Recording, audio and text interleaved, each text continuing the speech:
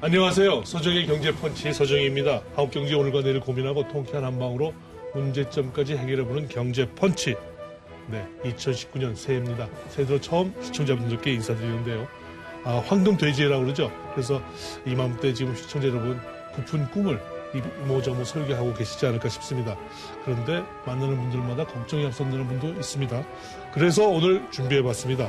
펀치를 날려볼 주제 2019년 한국경제 과연 황금돼지를 잡을 수 있을까요?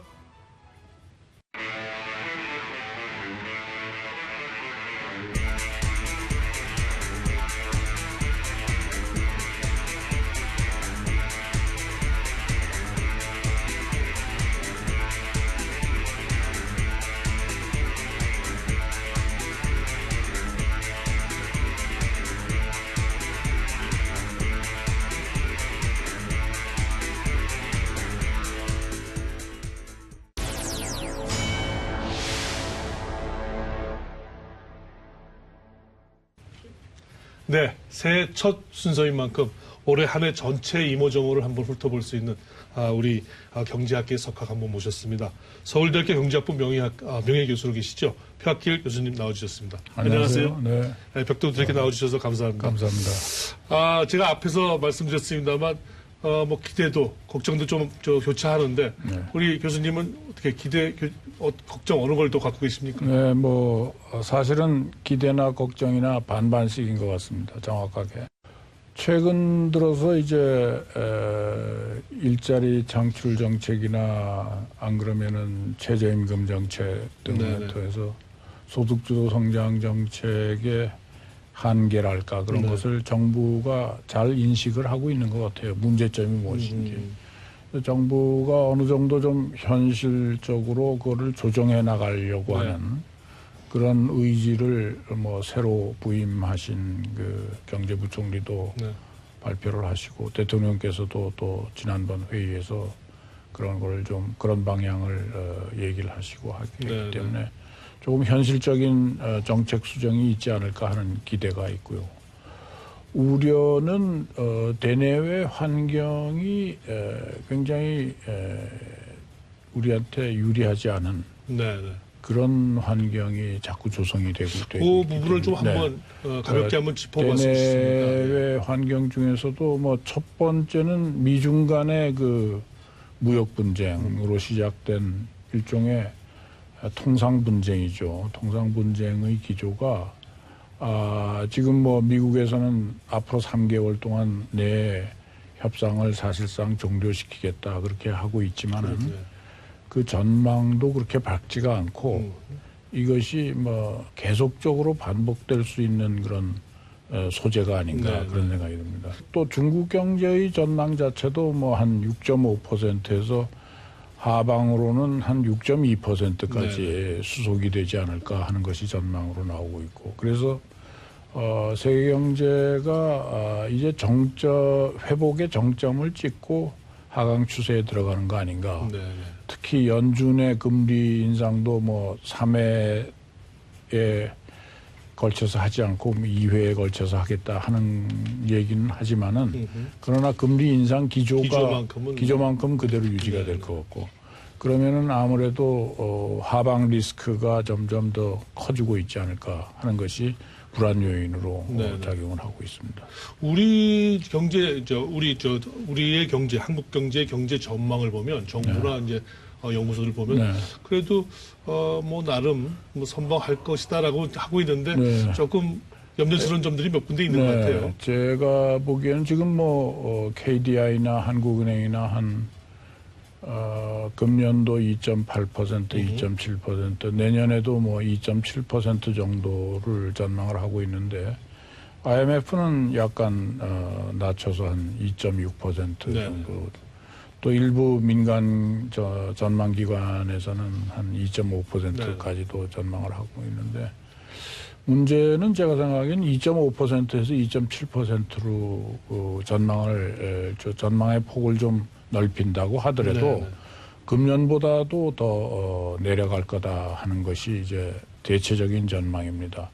그 주된 이유는 이제 특히 건설 경기를 중심으로 한 투자, 설비 투자도 계속 저조해왔고 마이너스 성장을 했고 금년에 따라서 건설 투자도 마이너스 3% 이렇게 되기 때문에 결국 투자가 큰 폭으로 개선이 되지 않는 한 경기 전망을 굉장히 어둡게 하는 게 아니냐 그런 생각이고요.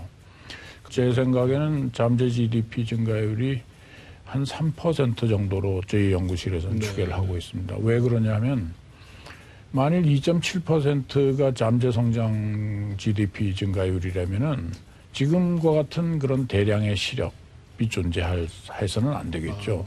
또 공장 가동률이 극히 정상적이 아닐 정도로 저조한 그러한 상황이 아니겠죠. 잠재 성장률이라는 게 정의 자체가 네 그렇죠. 그렇기 때문에 결국 그 얘기는 뭐냐면 잠재 성장률을 3.0% 정도로 생각한다는 거는 2.7% 정도를 하더라도 체감 경기가 살아날 수가 없다는 것이죠. 그러니까 다시 말하면 현실적으로 잠재 성장률 GDP 증가율과 실질 성장률 GDP 증가율 간의 갭을 인식을 하고 거기에 대한 대책을 강구를 해 나가는 것이 현실적이지 2.7%가 잠재 성장률인데 2.7% 성장을 했으니까 그럼 금년도 괜찮고 내년도 괜찮은 거 아니냐. 그건 너무나 현실 경기에 대한 어떤 체감 지수하고는 동떨어지게 되는 것이죠. 그렇군요. 네. 뭐 기대 수준을 너무 낮춰놓고 대충 맞췄다고 얘기하는 건 좀 어폐가 있는 것 같습니다. 투자 걱정을 해주셨는데 사실 투자 중에서 지금 부동산 쪽 걱정들을 많이 하세요. 또 부동산이 너무 올라서 잡으려고 그랬더니 집은 너무 싸늘하게 식어가서 오히려 이게 어떤 그 소비, 민간 소비에까지 굉장히 큰 악영향을 새해는 주지 않을까 이런 걱정들을 많이 하고 있습니다. 민간 소비 증가도 좀 걱정이죠. 그렇습니다. 그 민간 소비의 상당 부분을 차지하는 게 부동산에 대한 투자로 돼서 파생적으로 생기는 여러 가지 뭐 가구를 산다든가 안 그러면 소비 내구재, 소비 비내구재를 일종의 소비를 유발시키는 효과가 그렇습니다. 건설 경기가 상당히 높은데요. 그것을 너무 지나치게 제가 보기에는 영어로 말씀드리면은 오버킬한 상태가 아니냐. 정상적인 상태에서는 지속이 되게 해야 되는 것인데 너무 위축시켜므로 해서 안 그래도 잔뜩 그 내수 특히 소비가 활성화되지 못하고 있는 상황에서 지나치게 파생되는 소비 위축을 가져오는 거 아닌가 그런 생각이 듭니다. 이왕에 이제 정부가 현실 경제의 어려움을 많이 지금 좀 느끼고 있다고 하니까 뭐 이런 식의 중압감 같은 거 기왕 이번에 느끼고 변화시켰으면 좋겠습니다. 근데 지금 지난 한 해 동안 소득주도 성장 갖고 참 말이 많았지 않습니까? 과연 그게 얼마만큼 생산적이었는지 모르겠는데 여전히 정부는 뭐 명목상인지 모르지만 소득주도 성장을 일단 그대로 두고 있습니다. 올해도 이게 뭔가 거추장스러운 구호로서 뭔가 실질적인 어떤 그 경제 약진을 가로막는 장애물이 좀 안 됐으면 싶은데요. 어떻게 보십니까? 뭐 정부도 처음에 출발할 때 소득주도 성장을 내걸었던 거는 워낙 소득 양극화가 이제 심해지니까 어떤 면에서는 그거를 좀 다잡으면서 경기를 활성화시키려는 그런 말하자면 선의의 의도를 가지고 시작한 것이죠. 그런데 최저임금제를 통해 가지고 임금 상승을 시도를 하면은 그것이 소득 상승으로 연결되면은 당연히 그것이 소비 유발 효과, 투자 유발 효과로 연결이 되겠죠. 선순환 구조로 들어가는데 그 최저임금제가 탄력근로제, 시간근무제 등으로 같이 연계됨으로 해서 결국은 일자리 자체가 줄어드는 특히 파트타임 일자리, 임시직이 줄어드는 그런 효과를 가져왔을 뿐만 아니라 정규직에서도 일부 자영업 중소기업에서는 도저히 그 비용 상승을 이겨내지를 못하는 것이죠. 그렇게 되면 결국은 어떻게 되냐면 오히려 저소득층, 최빈층, 그렇습니다. 일자리도 완벽한 일자리를 못 가지고 임시직에 종사하는 사람들이 처음에는 오버타임이 없어지고 오버타임이 없어지는 정도가 아니라 일자리 자체를 잃게 되는 거죠.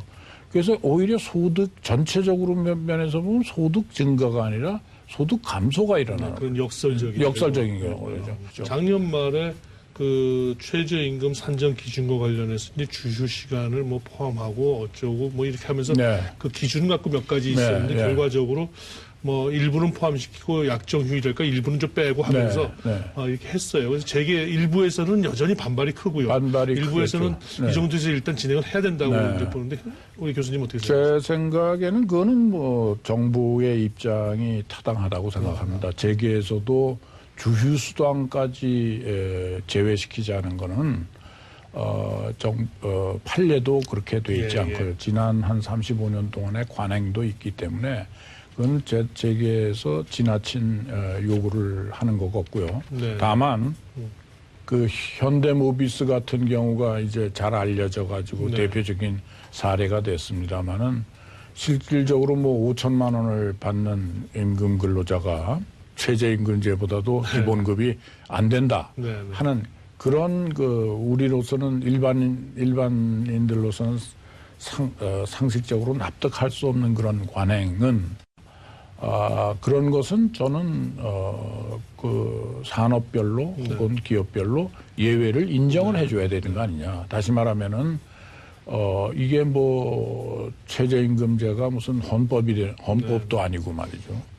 그 얼마든지 탄력적으로 좀 운영을 해야 되지 않겠느냐.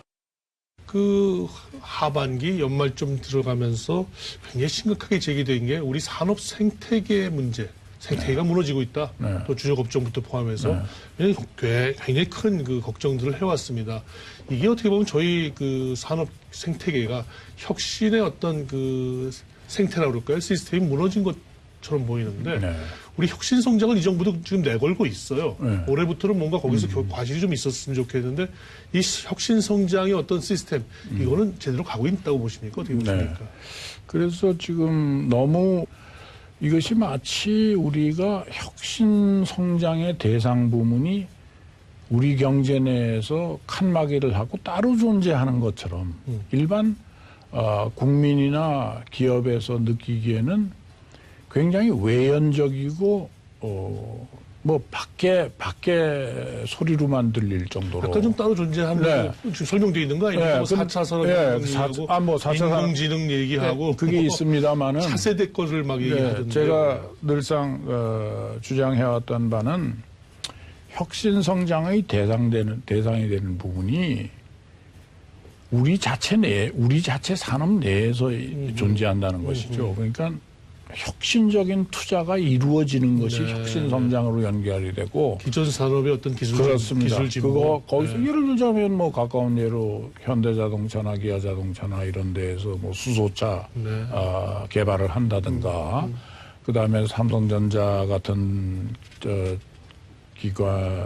회사에서 새로운 5세대 5G 준비를 해나간다든가 이런 것보다 더 큰 혁신 성장의 혁신 투자의 대상이 되는 게 없다는 것이죠. 그렇다면 우리 표 교수님은 기존의 어떤 이 혁신 성장 패러다임이 과거의 어떤 대기업 재벌 구조를 염두에 두고 그걸 벗어나는 새로운 걸 찾자고 하는 어떤 정치공학적 용어라고 좀 보시는 측면이 있으신가요? 그렇습니다. 그러니까 그게 그렇게 해서는 혁신 성장도 이루어지지 않고 그냥 외연적으로 뭐 예를 들자면 이게 벤처 산업의 한 종류라든가 벤처 산업만이 할 수 있는 혁신 산업이라든가 혁신 투자라든가 이런 의식 자체가 잘못됐다는 것입니다. 그래서 다시 말하면 주력 산업의 경쟁력을 일으킬 수 있는 재투자, 혁신 투자가 이루어질 때 파생적으로 혁신 성장 부문이 유발될 거라. 예를 들자면 바이오 쪽에 가장 큰 투자자들이 누구겠습니까? 제약회사들 아니겠습니까? 또 식품회사들 아니겠습니까?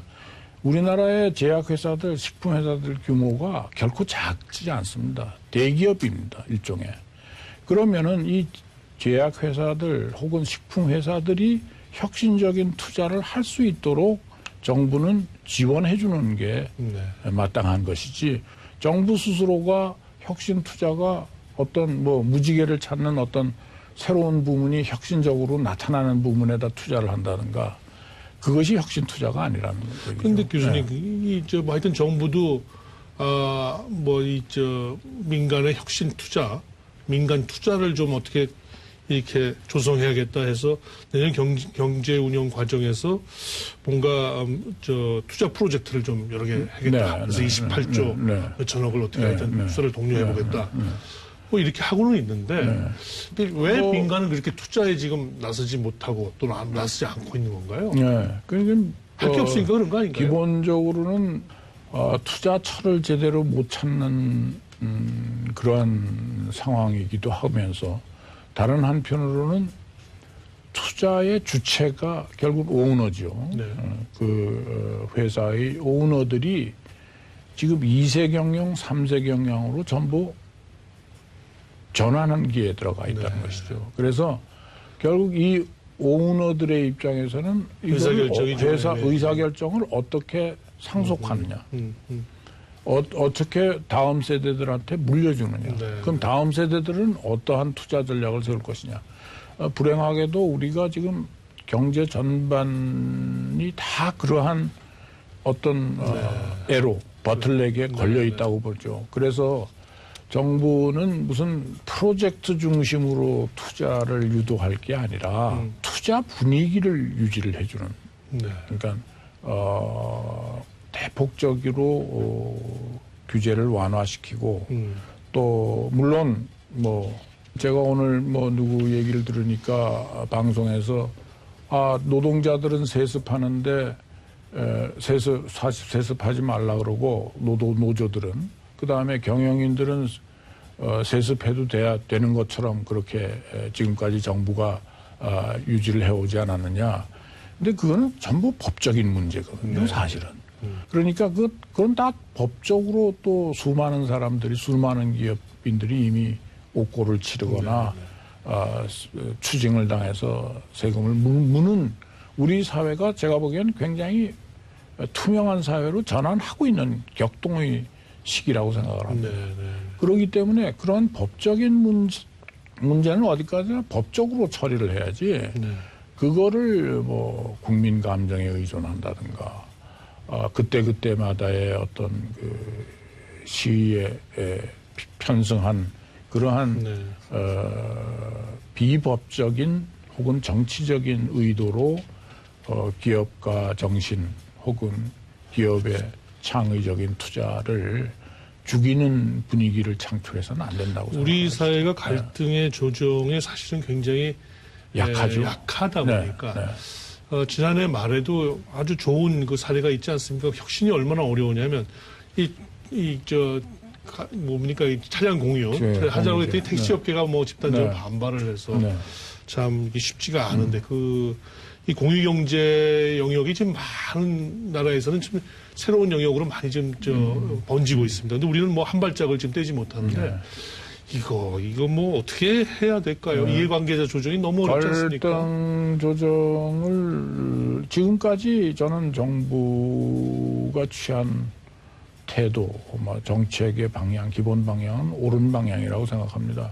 정부도 구조조정의 기간이라든가 안 그러면 그 택시업계나 안 그러면 이 숙박업계가 그런 공유경제를 공유경제와 같이 공존할 수 있는 그런 유예기간을 충분히 주고 싶은 것이죠. 그래서 과도기적으로 택시도 뭐 일단은 카풀제부터 도입을 시킨다든가 그것도 극히 시간을 제한해서 시간적으로 제한을 주는 그런 카풀제를 도입한다든가 그다음에 이 숙박업계도 그러한 부분적인 어떤 환경 기준이나 안전 기준을 만족시키면은 부분적으로 허용한다든가 그러한 그 정부의 어떤 중간자적인 그리고 단계적인 조치는 환영할 만하다고 생각합니다. 고민을 많이 하는 거죠. 그런데 빨리 뭔가 하여튼 뭐 도입이 돼야 되지 않을까요? 뭐 갈등 조정을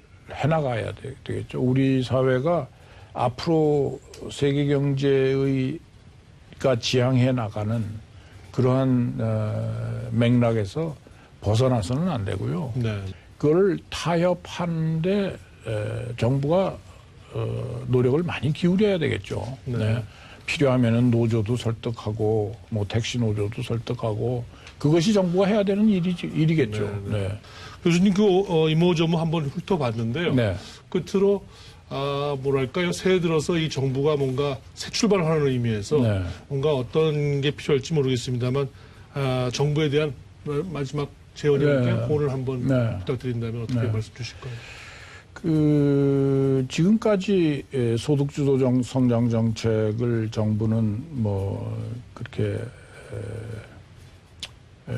계속 유지하겠다는 그런 의지가 여러 군데에서 피력이 됐습니다. 그런데 우리가 공짜로 얻어먹는 점심이 없다 그러지 않습니까? 그러니까 경제학의 네. 가장 기본 원리가 하나를 잃게 되면 하나를 얻게 되는 거고요.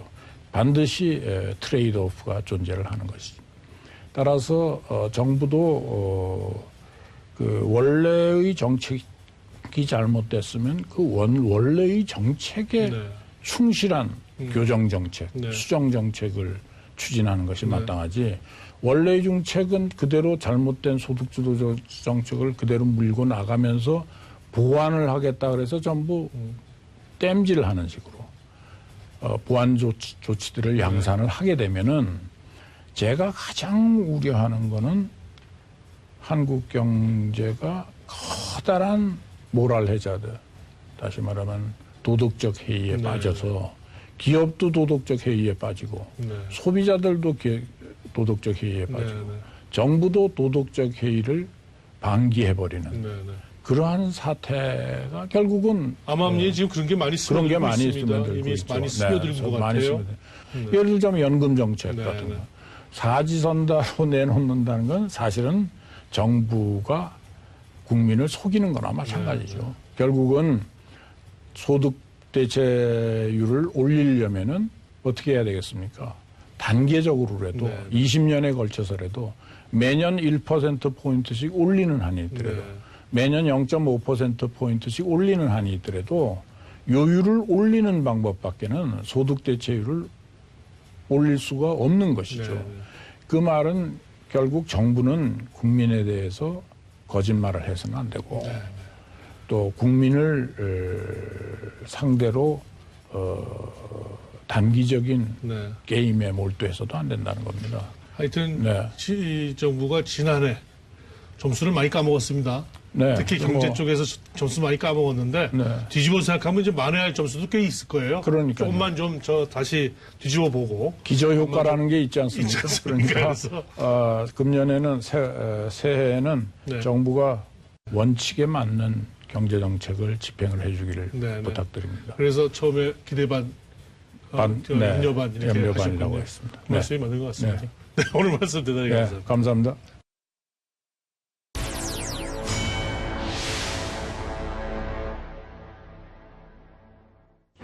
예, 황금돼지 잡으실 수 있겠습니까? 우리 한국 경제 전체적으로는 역시 아직은 기대 반, 염려 반입니다. 각자 우리 여러분 시청자 여러분들께서는 그래도 개인적으로 꼭 황금돼지 잡으시는 한 해가 되시길 바라겠습니다. 서준의 경제펀치 오늘 여기서 이만 인사드리겠습니다.